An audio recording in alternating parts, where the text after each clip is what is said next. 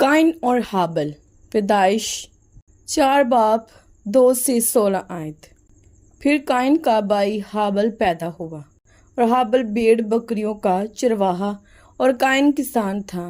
چند روز کے بعد یوں ہوا کہ قائن اپنے کھیت کے پھل کا ہدیہ خداوند کے واسطے لایا، اور حابل بھی اپنے بھیڑ بکریوں کے کچھ پلوٹھے بچوں کا اور کچھ ان کی چربی کا ہدیہ لایا۔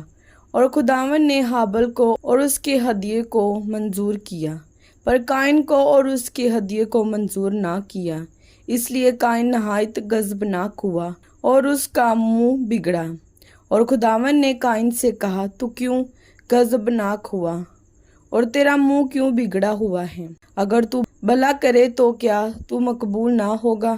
اور اگر تو بھلا نہ کرے تو گناہ دروازے پر دبکا بیٹھا ہے اور تیرا مشتاق ہے، پر تو اس پر غالب آ۔ اور قائن نے اپنے بھائی حابل کو کچھ کہا، اور جب وہ دونوں کھیت میں تھے تو یوں ہوا کہ قائن نے اپنے بھائی حابل پر حملہ کیا اور اسے قتل کر ڈالا۔ تب خداوند نے قائن سے کہا کہ تیرا بھائی حابل کہاں ہے؟ اس نے کہا، مجھے معلوم نہیں، کیا میں اپنے بھائی کا محافظ ہوں؟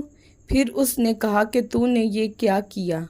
تیرے بھائی کا خون زمین سے مجھ کو پکارتا ہے، اور اب تو زمین کی طرف سے لعنتی ہوا، جس نے اپنا منہ پسارا کہ تیرے ہاتھ سے تیرے بھائی کا خون لے۔